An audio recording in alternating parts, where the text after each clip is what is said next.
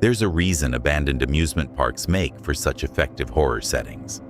Rusted rides that once carried laughing families now stand as skeletal reminders of tragedy. Tonight, one explorer's quiet solo camp becomes something else entirely when the equipment starts failing and the swings start moving on their own. So, what happened?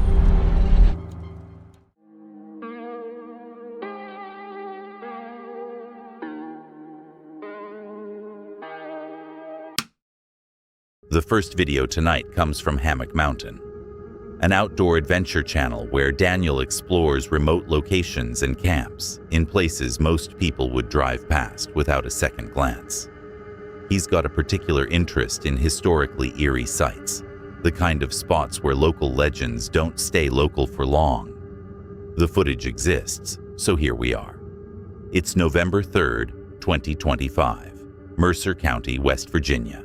Daniel's set up in the truck bed near an abandoned amusement park, a place with a history of tragic accidents that locals still talk about decades later. The plan is simple. Explore the grounds, document what he finds, sleep undetected nearby. Darkness has other plans. I'm out here. I'm going to take you all on a walk around this abandoned amusement park, see what we can see. It's pretty wild. There's houses right across the street over there. If you see the lights in the background, there's houses pretty close. But right behind me is the Ferris wheel. I know you can't see it, but I'll take you up there in a minute. We're going to look around, see what we can see. I'm going to keep it kind of quiet around here because I don't want to alert anybody next door, maybe in the houses or whatever, but we're going to look and see what we can find. They say this place is haunted. I was walking through here a little while ago and I saw something that was pretty spooky. So when I get over there, I'll tell you about it. But let's turn around and see if we can take a look at this amusement park, specifically the swing and the Ferris wheel. So let's go. He leaves the truck for a late-night walkthrough. Quiet. There are houses across the road, and the last thing he wants is attention. Overgrown paths lead him past decaying structures toward the skeletal remains of a massive Ferris wheel. Rusted metal against black sky.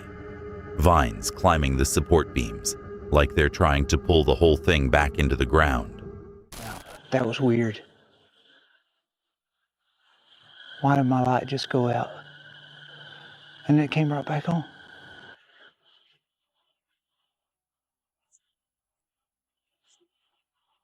That was strange.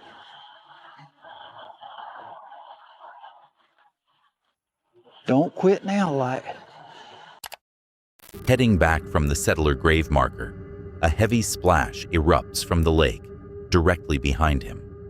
He spins the flashlight onto the water. Completely smooth, no ripples, no rings, nothing that explains a splash that substantial. Something heavy just hit that water, and the water is pretending it didn't happen. My light went back out again. And it's back on. I did not. Oh, wait a minute. I may go to a different light. Okay, we'll just leave it there. All right. That's one of the old swings where it swings around and around, and you get in the little swings down here, the seats, and as it turns, then you swing way out.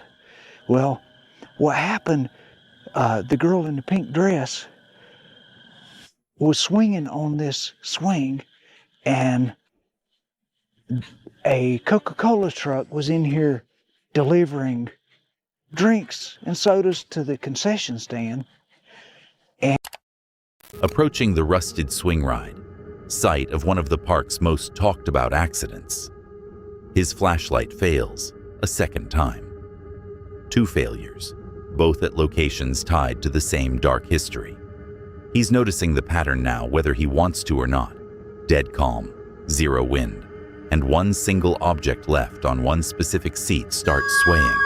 He sweeps the camera across every other swing, every loose string, the nearby pinwheel, all completely still. One seat moving, everything else frozen solid. The physics on that doesn't add up, and he knows it. It's turning.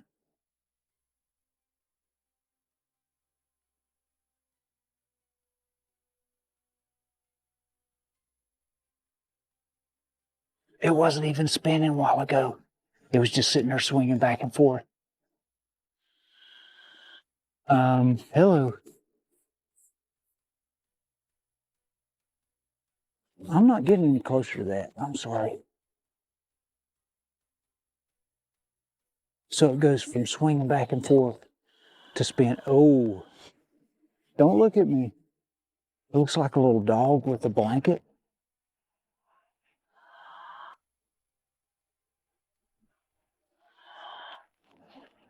Okay, I'm out of here.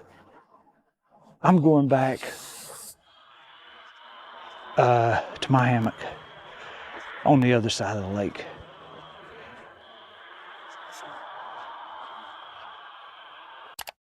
He steps closer for a better look. Bad decision, good footage. The swaying shifts into rapid, rhythmic spinning. He doesn't get any closer than that. Some things you don't need explained. You just need to leave. He scraps the plan to walk 3/4 of a mile to the burial grounds in the dark, which, all things considered, is probably the single smartest decision he makes all night. Back in the hammock, he feels something brush past him while trying to sleep. Survives till dawn anyway. Coffee, misty lake, quiet exit before anyone official shows up to ask questions. 2 flashlight failures at locations tied to the park's history. A splash with no source. A swing that moved alone in still air before escalating into something with rhythm. None of it should connect. All of it does.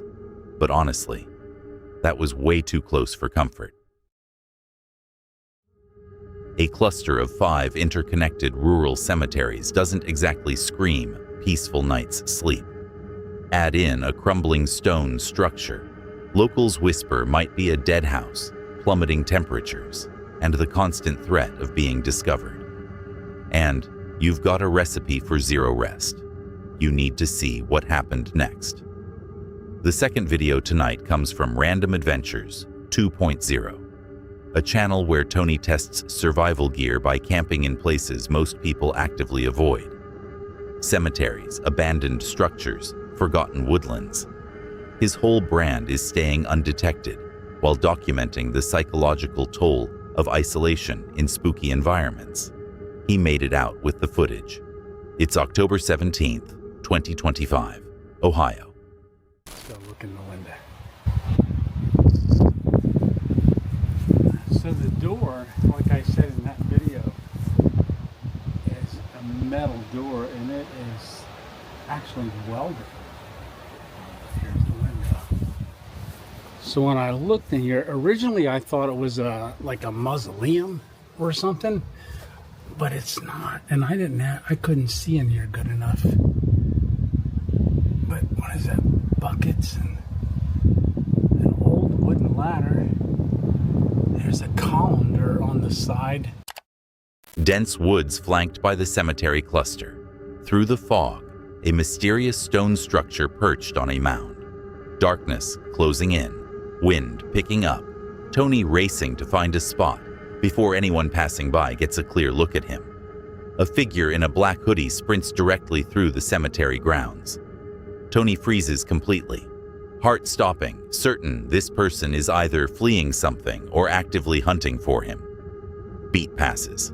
It's a local out for an evening run. Relief lasts about 4 seconds. Twilight.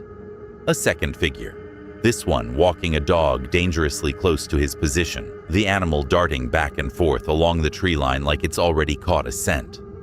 Tony drops flat into the brush, holds his breath. Just a guy walking his dog, unless the dog clocks him. Then it's over. Engines. Loud. Close. A group of ATV riders rumbling straight through the graveyard paths on a route that shouldn't exist. They stop near him. Debate directions. declare themselves lost. Tony stays pinned to the ground, caught between the noise and the very real possibility of being discovered in the graveyard at night. I just heard squeaking. Uh-oh, I'm scared. All right, well, I think I've had enough time up here. I don't even think I'm gonna walk around to the front of it. All right, so that's the stone building. Like I said, really not sure what it was used for. Investigating the stone mound and its upright rocks, and a sharp metallic squeak cuts through the silence right next to him. No source, no explanation. He doesn't wait around to find one. Straight back to the hammock, exploration officially over. Dinner falls apart next. The stove gives out at 46 degrees, turning a planned steak dinner into an accidental 100-hour fast. He spends the rest of the night listening to wind and a rusty flagpole chain clanking somewhere in the dark, every sound doing double duty as a potential threat. Sunrise brings a cemetery dump truck and a crew of ground workers showing up for their shift, forcing a frantic, silent pack-up to get out before anyone official notices he was ever there. 5 cemeteries, 3 close calls with locals, 1 unexplained metallic shriek with nothing behind it. Stealth camping isn't really about the location. It's the constant mental math of whether the next sound is harmless or the one that gets you caught, or worse. Yeah, I'm good on cemetery camping for a while. Late shift at work, racing against fading light, hiking into unknown woods with a dog that's never camped before. The perfect recipe for a paranoid night, where every sound becomes a threat. And when those sounds start coming from inside the tent at 3 a.m., the panic sets in fast. Let's take a look. The third video tonight comes from Daz Preston, 69, a UK-based vlogger who documents outdoor excursions and gear testing throughout the British countryside. He's usually accompanied by his border collie, Ace, which adds a layer of unpredictable chaos to every trip. This is what came back. It's July 2nd, 2021, remote Woodland near Clipstone, Nottinghamshire. What I have done, I've set up a trail camera. See if anybody comes around at night. So set that up. Probably get me on it now. So Ace is having his biscuits. He's got his bowl of water. So hopefully we'll be gone before 6 o'clock in the morning anyway. So I'll get my night vision there. Yeah, hopefully we'll be gone before 6 o'clock. I've got my head torch with me. It's not a very good light, but it's alright, it'll do. Not the brightest of things. Right, so like I say, I'll come back to you. What I did find when I was here, it looks like somebody's been building a den anyway. Look at this. Somebody's already built something. New tent, new dog experience. Total darkness, total isolation. Everything set up exactly the way you'd script a horror movie if you wanted maximum dread for minimum reason. It's 3 o'clock in the morning and I've heard quite a few noises really. So what's them noises? It was only Ace's belly, making bloody dog's belly making noises, and then to top it off, he snuggled himself into me and he's ended up with half a sleeping bag and he's down there. So he's ended up with half a sleep. Investigation reveals the source. It's Ace, fully asleep, having quietly annexed the entire sleeping bag as sovereign border collie territory. The terrifying entity in question has 4 legs and 0 shame about bedding theft. Hello Ace. Hello, who's tired? Just woke up absolutely. It was alright, it was nice and warm, it wasn't cold. The thing is, I put the tent in a bit of a dip, so I've ended up rolling a little bit. He's been comfy, he's not even moved. He's been well chilled out, ain't you, lad? Yeah. What are you doing? Cleaning? Oh yeah, never heard it really. Like I say, woke up, I heard his belly going. Did hear something outside. I don't know what time that was, but it wasn't. I don't know if it was fox or something like that. So hopefully that wildlife camera has caught some. If it has, I'll put it on the end of the video, see if it's caught anything. But yeah, all in all, it's been not a bad night, not a bad tent to be honest. But I have. Later, genuine rustling outside the tent this time. Movement. Daz wonders if the trail camera is about to catch a fox or something with slightly more personality. He's not entirely sure he wants the answer. The real headline of the night turns out to be entirely domestic. A stolen sleeping bag and a dog whose stomach apparently operates on its own schedule. Daz packs up at dawn, leaves no trace, heads home with sunrise views and a trail camera that hopefully caught actual wildlife rather than more digestive commentary. I'd have been gone at the first stomach rumble, but that's just me. What makes someone pitch a tent next to an ancient brick monument in the middle of a Scottish forest? For most people, the answer would be absolutely nothing. I'm staying home. But for these explorers, the draw of forgotten history outweighs the creeping dread that sets in once the sun goes down. It gets worse from here. The fourth video tonight comes from Lore and Explore, a UK channel that blends urban exploration, forgotten histories, and paranormal wild camping across Scotland. It's June 9th, 2022, Galloway Forest Park, Scotland. Camp goes up in the shadow of a looming brick monument, the kind of structure built for a purpose nobody quite remembers anymore. The camera kept rolling. Where did that focus?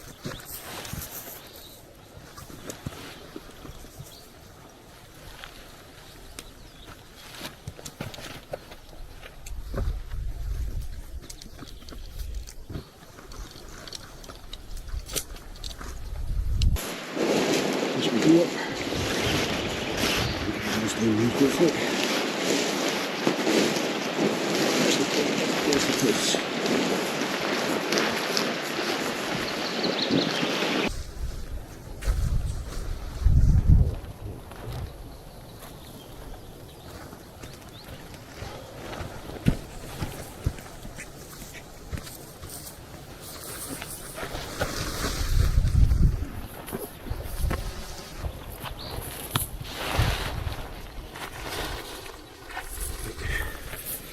Where's this camera?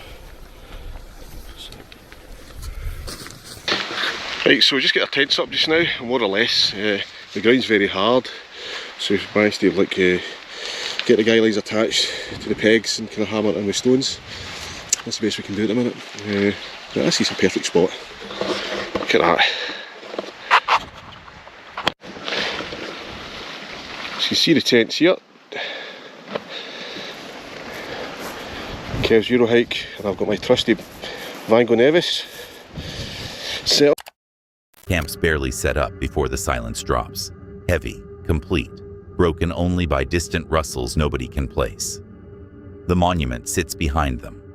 The forest does whatever forests do when nobody's watching it. Takes a backdrop. Yeah, I'm liking this. It's creepy.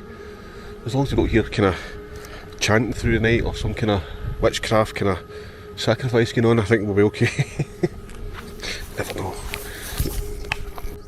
So tonight we've got the jet boil cooking system here. Used it last time. You can see you've got the wee triangle feet to hold the gas cylinder. Kev's got the same, he's got the jet boil, and he's got a attachment on the top that will hold a third party pan or pot. That came from Someone jokes about the obelisk being a site for late-night rituals, witchcraft, chanting, sacrifices, the usual campfire speculation. Funny in the moment, considerably less funny in retrospect, given what the night still has planned. You really shouldn't joke about the worst-case scenario right before it happens. And yet, every time, somebody does. Deflated, but all that. What feels like outside, I actually hear voices. There's somebody out nearby. I'm just going to the tent up, so it's like outside, but I can hear voices in the distance. The process of cleaning up here. We got tap-in badgers last night. Tap-in badgers. So the process of cleaning up here, we're going to make this spotless. This is also a tourist, maybe a big tourist point. So to make this place as we found it, where we head, it's quite gusty. That breeze, the intense rattle of the wind. The peak hits at the worst possible hour. Resting in the tent, the narrator wakes to phantom voices, chatting, echoing right outside the thin nylon walls. Conversational, casual, like whoever's out there isn't even trying to be quiet about it. He can hear every word of a conversation happening just feet away. There's nobody there. Morning brings a discovery that lands somewhere between mundane and unsettling. The narrator's sleeping pad has completely deflated overnight. Slow leak, probably. Nobody sticks around long enough to find out for certain. They clean the fire pit, leave the spot spotless, and head out with the distinct sense that the woods had company they didn't invite. An ancient monument, a black lock. Phantom conversation outside the tent at the worst hour of the night. And a sleeping pad that gave out for no apparent reason. None of it proves anything. All of it adds up to something nobody particularly wants to test twice. I'm still trying to process what just happened there. Returning to the exact spot where you previously had to pack up and escape at midnight takes a certain kind of stubbornness. Brian and Marisa aren't just revisiting Snag Lake. They're actively tempting fate by coming back to the place that already chased them out once before. Let's see what happened. The fifth video tonight comes from Brian and Marisa, an overlanding channel that documents off-road truck adventures and remote campsites across the Pacific Northwest. Their style is grounded and experiential. They show the realities of truck camping, from unpredictable terrain to harsh weather to sketchy encounters in isolated areas. He came back with this. It's April 3rd, 2026, Snag Lake, Washington State. Yeah. We're back at the infamous, famous scene of us leaving at midnight. If you haven't watched the video, we'll link it down below. Everybody has. Everybody has. And they've chimed in. Oh yeah, lots of chimers. But thanks for everybody that's subscribing lately from that. Yeah, and welcome to the channel. We know what we did wrong. We know everything, so. Yep. But. We came back. We came back. We're not staying here, FYI. Definitely not staying here. No, never again. We're exploring a new area. We're going to go east of here and check it out. Give it another shot. So. Who knows? Yeah, we're going to give this area another shot. And yeah, my son and kid might come up, so might be a fun day. Yeah. So let's go exploring. All right, let's go. See you, Snag Lake. Deuces. Where's that otter? Where's the otter at? Where's he at? Oh, if you haven't checked out that video, there's a couple of... Back at the scene of last time's escape, they look around, talk it through, and make the call fast. Not staying here again. Smart move, considering what's about to happen barely an hour later. Alright, we're way too exposed up here, so we're gonna go down to a spot that we found the first time we were here. So it's a lot more shielded.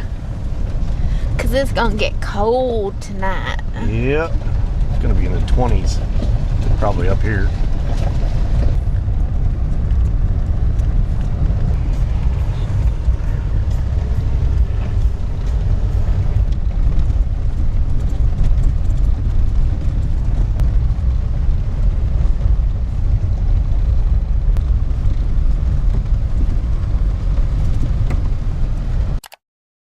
too exposed, too vulnerable.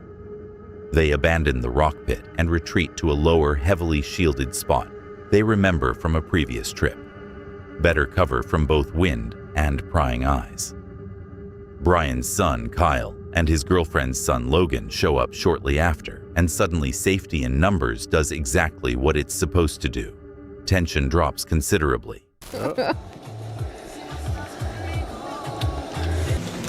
Where's the dipper? Oh, there it is. Sometimes it's upside down, sometimes it's straight. Sideways? Lately, it's just spinning in the sky. It's crazy.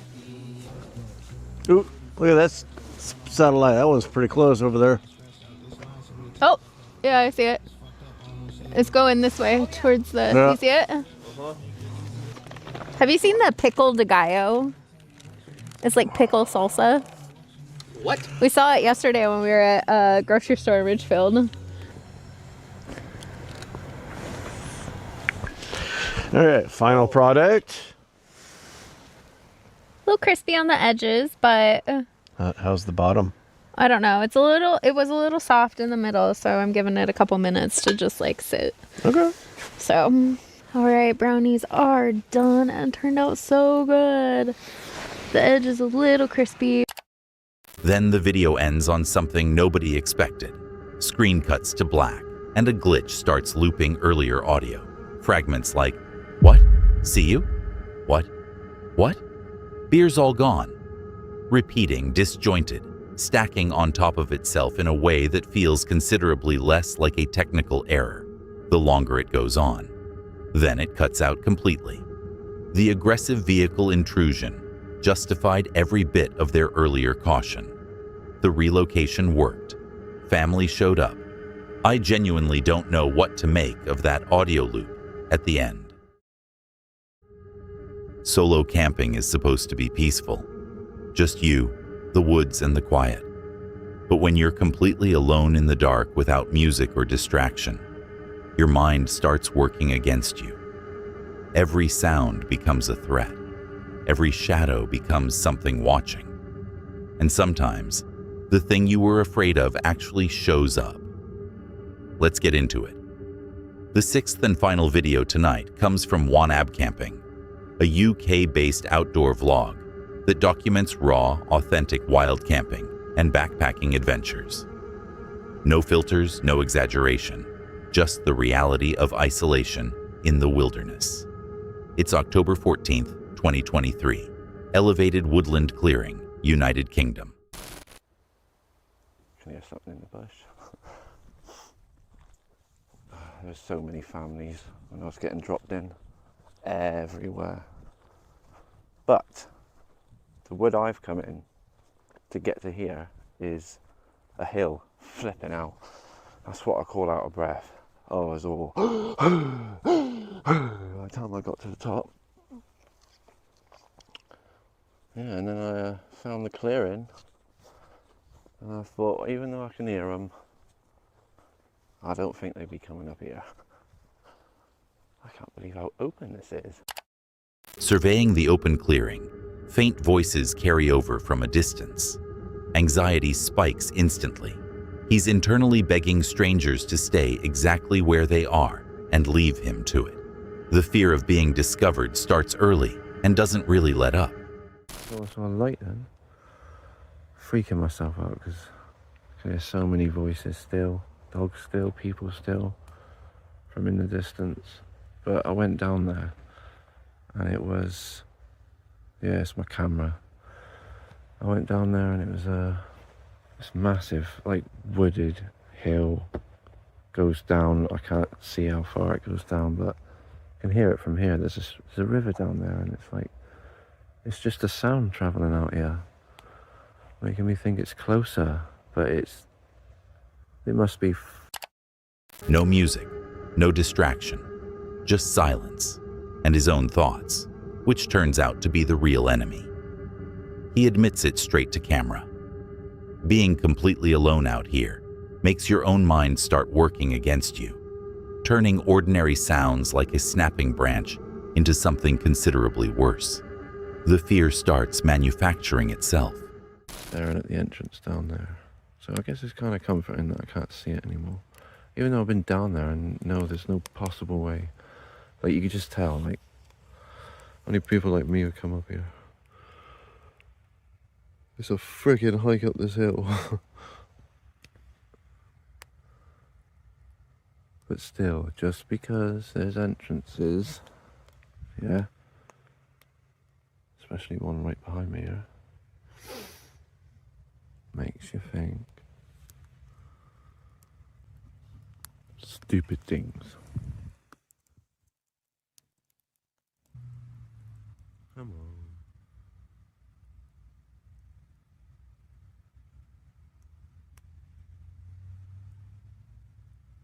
It's not flaming like I want. God damn it.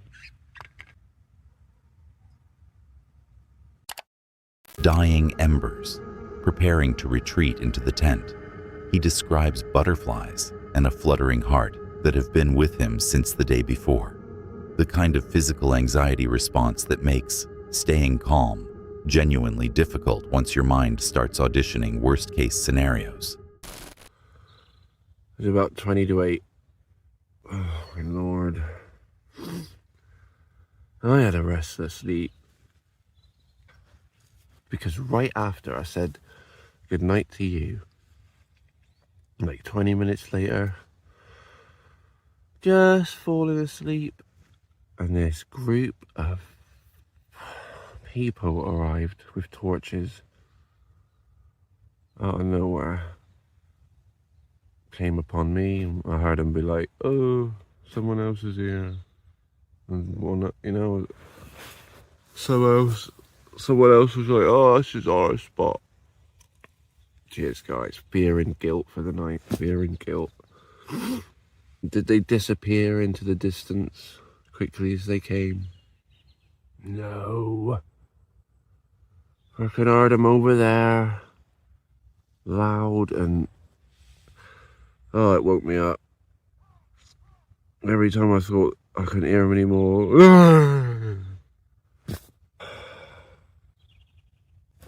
I just... Morning after. He breaks the silence to recount it properly. 20 minutes after the camera went off, a group of strangers with bright flashlights marched straight into his clearing.